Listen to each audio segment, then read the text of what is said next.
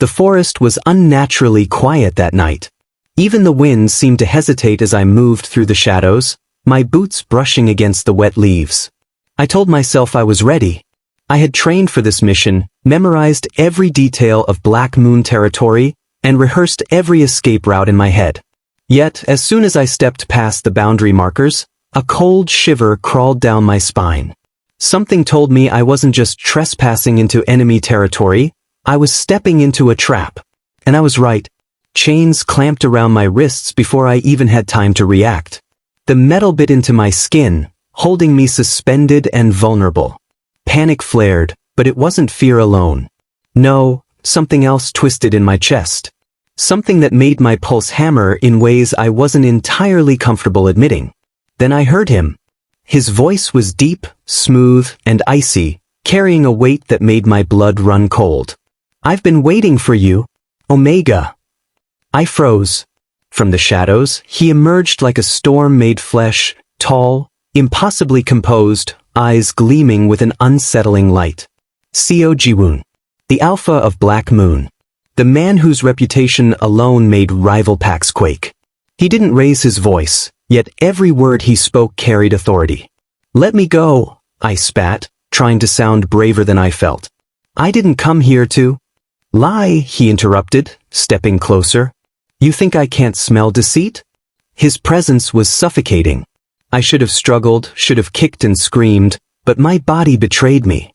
The warmth in his proximity, the sheer force of his aura, pressed against me in ways I wasn't supposed to admit to myself. My pulse raced, my stomach flipped, and I wanted to curse him, and yet, a tiny, traitorous part of me wanted him to step closer. "There's fire in you," he murmured, circling me like a predator assessing prey. "I like fire." I stiffened. My mind screamed resist, but my body, it betrayed me. Every nerve ending seemed to hum at his words, at his closeness. I hated that I was reacting. I hated that my chest tightened whenever he leaned too near, that my breath caught whenever his fingers brushed my chains. He unlocked the cuffs partially, letting me drop onto the ground. I stumbled, my legs weak despite myself. He didn't let go. Instead, he guided me to a dim, luxurious underground room. This wasn't a prison cell, it was something else entirely. Rich velvet curtains, flickering candlelight, and shadows dancing on the walls. "You'll stay here," he said, voice low and dangerous, "until I decide what to do with you." "You can't keep me here," I snapped, trying to muster defiance. "Watch me," he replied. His gaze lingered, dark and unrelenting. "And Min-jun, don't even think about running. I always catch what's mine." That single word, mine, hit me harder than a physical blow. I swallowed, trying to ignore the traitorous thrill that shot through me. My mind screamed that I should hate him, that I should despise this alpha who had trapped me, chained me, and yet stirred something I didn't want to feel. Night fell, and I lay on the velvet couch, too restless to sleep. The fire crackled, shadows flickering across his tall, commanding frame as he watched me from the corner of the room. Every now and then, his gaze would linger just a second too long. Every brush of his hand on the chains, every soft word he muttered, sent shivers through me. I hated that I craved his attention, that I was acutely aware of every subtle motion he made. At one point, I realized I had been staring at him, and he caught me. His lips curled into that slow, dangerous smile, and my heart stuttered. "You think you can fight me forever?" he asked, voice almost a purr. "I don't," I started, but my voice faltered. "No, don't speak." He stepped closer, close enough that I could feel the heat radiating from his body.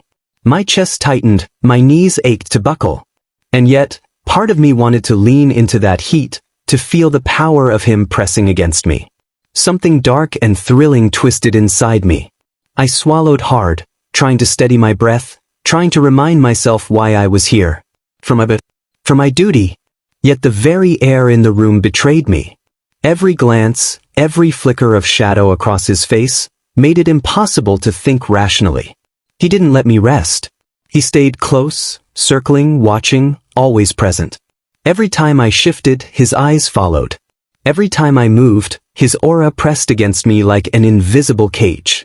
I should have hated it. I should have recoiled. But a part of me, a dangerous, foolish part, didn't. I wonder, he murmured, leaning close enough that I could feel his breath on my ear, how long it will take for you to stop hating me and start wanting me. I jerked back, my face flaming, heart racing. I hated the way those words affected me. I hated that I imagined what he meant. I hated that my body betrayed me with every shiver, with every involuntary reaction to him. And yet, a tiny, traitorous spark of curiosity ignited inside me. The hours stretched, the fire burning low, the shadows deepening. He didn't leave. I didn't sleep. My mind fought against him, my heart betrayed me, and every so often, I caught a glimpse of that smile, and my pulse betrayed me further. I told myself I hated him. I told myself I would escape, would survive, would never succumb. But as he finally leaned back in his chair, eyes locked on mine, I realized something terrifying. The enemy I was supposed to despise might already have me in his grasp. Not physically. Not yet. But emotionally. Mentally. Spiritually. And worse, part of me, the part that I hated, the part that made me shiver and want him close despite every warning, was already betraying me. I didn't know it yet, but this night, this moment in the dark, luxurious underground room, with the predator who called me Omega, was only the beginning. And as I drifted into a restless sleep, heart still racing, I couldn't shake the thought, the ache, the dangerous thrill of being his captive, and maybe, just maybe, wanting to be.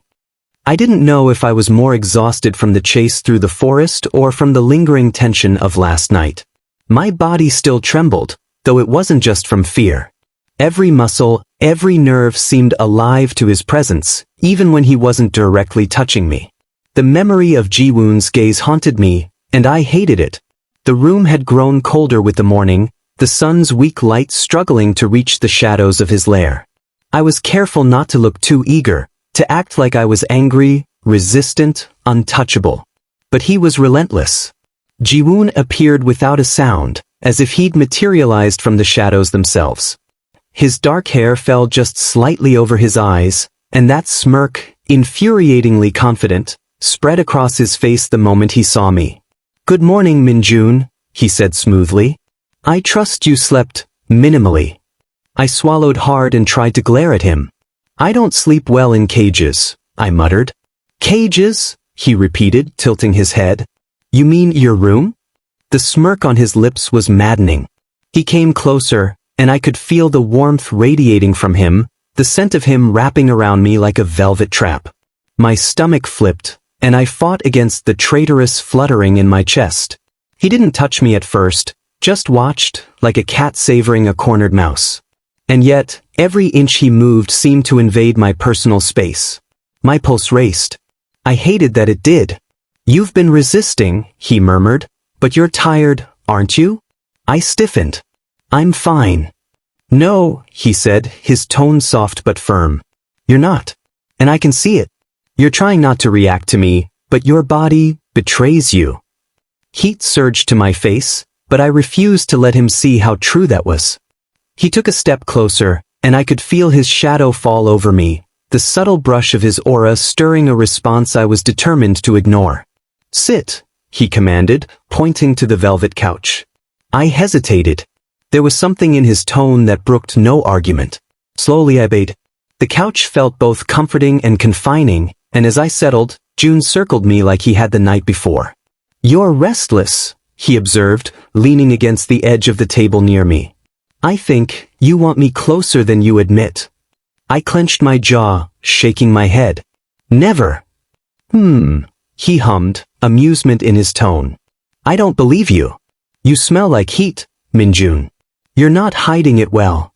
My breath caught. The words were incendiary. I tried to look away, but his gaze held me in place. He leaned just slightly closer, letting the warmth of his body brush against mine without touching. That alone made my skin tingle. "I could make this easier for both of us," he said softly. "I could help you relax, if you'd let me." I wanted to protest, but the tension in my chest, the ache that wasn't fear, made my tongue heavy. My heartbeat thundered in my ears. The way he said it, His tone low, controlled, tempting, made it nearly impossible to resist imagining what he meant. "You like it when I'm close," he whispered, tilting his head so that the shadow of his jaw traced my cheek. "You don't want to admit it, but I can feel it." I jerked back slightly, trying to regain control, but it didn't work. Even his presence, without a single touch, made my body react. It was maddening, infuriating, dangerous. And I hated that I was aware of it. He circled again, his steps silent. "You've been hiding a lot from me, Min-jun. That fire in you, you think it scares me. It doesn't. It excites me." I swallowed hard, trying not to shiver. "I'm not whatever you think I am," I said. My voice cracked slightly despite myself. "Oh," he said, pausing. "You'll tell me differently soon enough." The room fell quiet, but the silence was heavier than any noise. Every nerve in my body screamed for me to escape, yet I was frozen, caught in the pull of his aura, the intoxicating danger of his gaze. I could almost feel the brush of his fingers on my skin, though he hadn't moved yet. "I like watching you struggle," he murmured. "I like testing you, seeing how long you can resist me before you break." My stomach twisted. I hated him, and yet I also wanted to break. I wanted him to test me. I wanted to see how close he could push me before I lost control. The thought made me angry at myself. "You think you have control," he said, leaning so close that I could feel the heat of his breath near my ear. "But your body, it tells me the truth. And the truth is..." He paused, letting the silence stretch, letting my imagination betray me. "You're mine, Min-jun. Whether you admit it or not."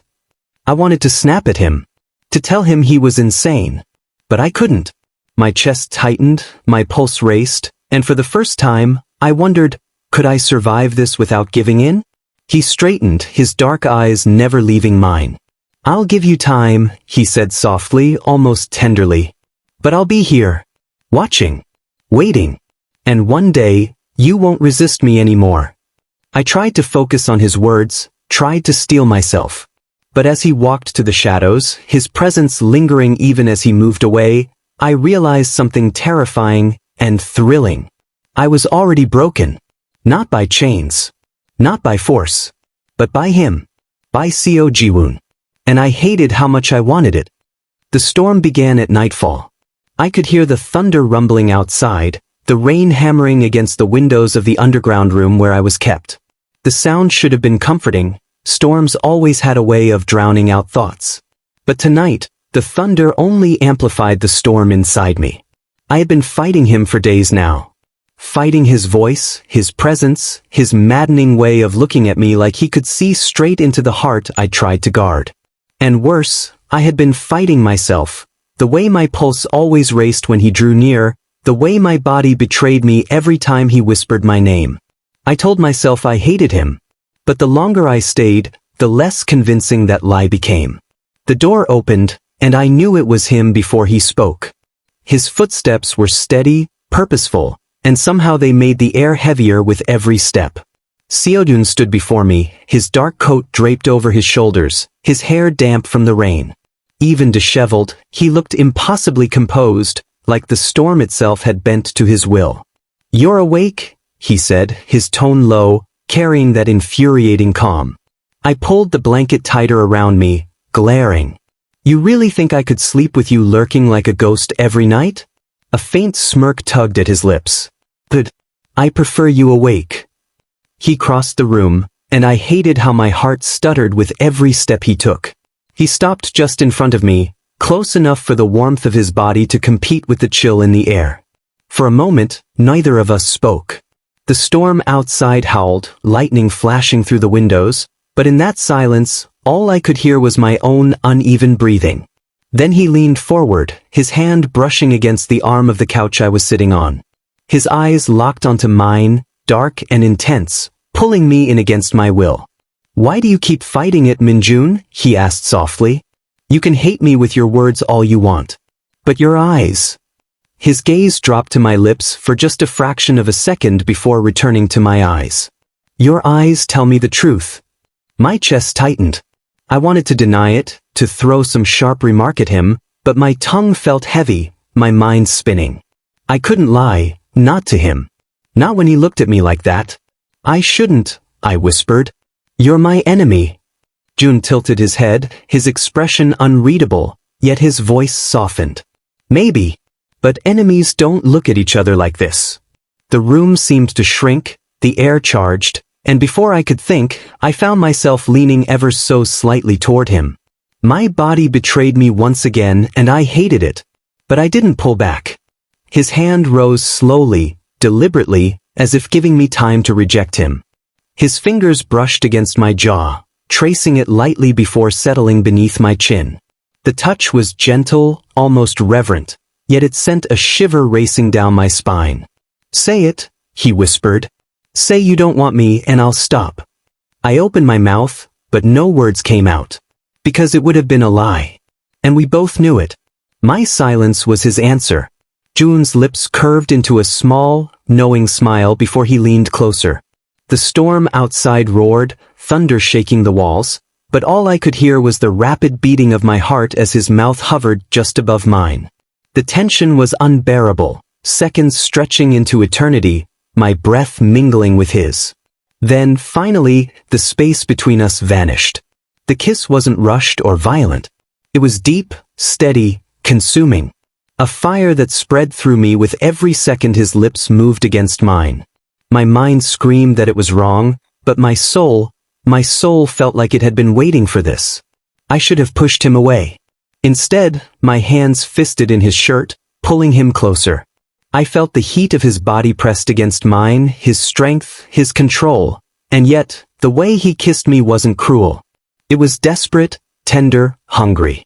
When he finally pulled back, just barely, his forehead rested against mine. His breath was ragged, his voice rough. You drive me insane, Min-jun. I wanted to break you, but now. His thumb brushed my cheek, and his tone softened in a way I never thought possible for him. Now I think you might be the one breaking me. My chest ached at his words, my walls crumbling. For the first time since this nightmare began, I wasn't afraid. I was something else. Something terrifying but beautiful. I whispered, my voice trembling, if this is madness, then maybe I don't want to be sane anymore. His eyes darkened, his lips finding mine again, hungrier this time, as if the storm outside wasn't enough to satisfy the fire between us. The world blurred, his hands steady on me, the warmth of his touch grounding me, the intoxicating way he whispered my name against my lips. For a moment, I forgot everything. The chains, the rivalry, the lies. There was only him.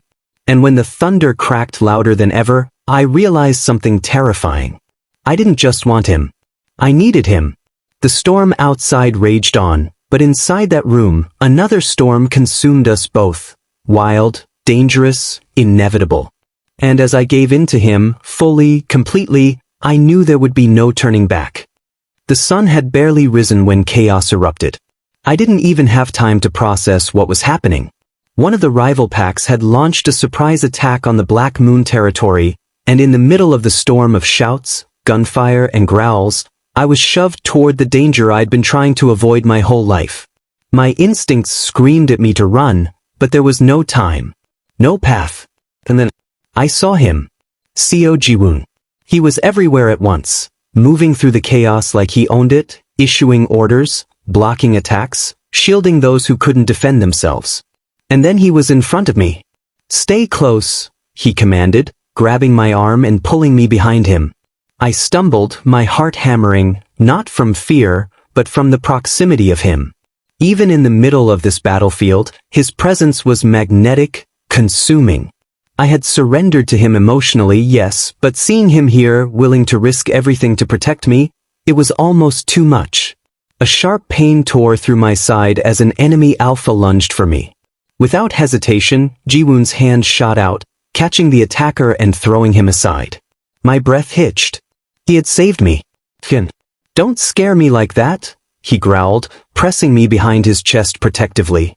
His closeness, the heat of his body against mine, the undeniable strength in his arms, it was intoxicating. My pulse quickened, and a strange warmth spread through me. I could feel him. Not just his body, but his heart, his breath, his control. I wanted it. I needed it.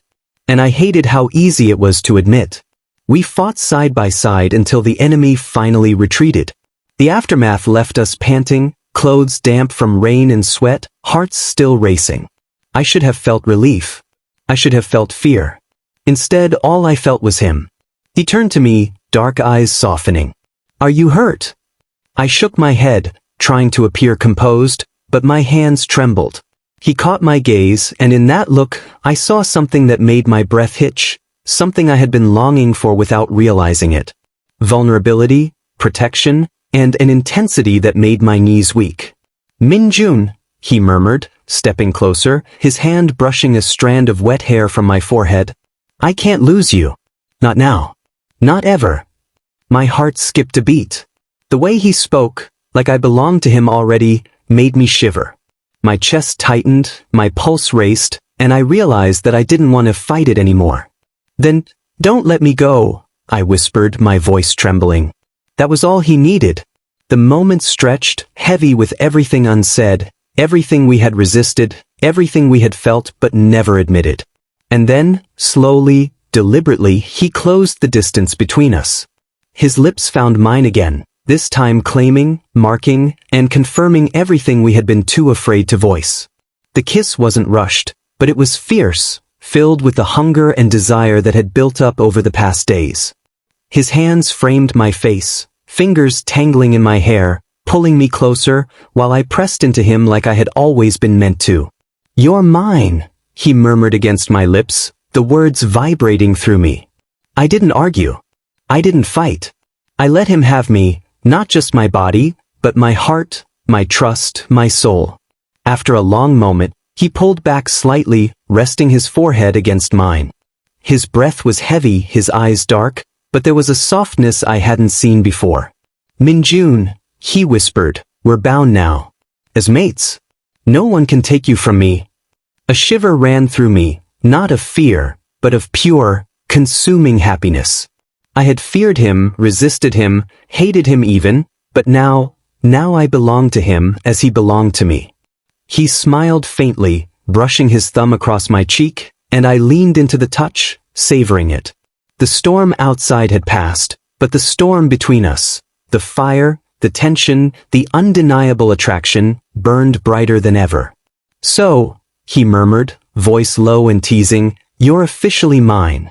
Are you ready to admit that? I smirked, despite myself. I think I've been ready for a while, I admitted, my hands pressing against his chest. He laughed softly, a sound that sent heat rushing through me. Then, without breaking eye contact, he pulled me close again, lips brushing mine in a gentle, lingering kiss, soft enough to savor, fierce enough to remind me that I was his, completely. We stood there, holding each other, the quiet aftermath of the battle around us, and I knew one thing for certain. Whatever came next, whatever battles, rivalries, storms, or challenges, we would face them together. Bound not just by fate, but by choice, by desire, by the fire that neither of us could deny. And as I nestled closer to him, breathing in his scent, feeling his heartbeat match mine, I realized that being captured by Seo Ji-woon had been the best and most dangerous thing that had ever happened to me. Because I didn't want to be free. I wanted him. Boys.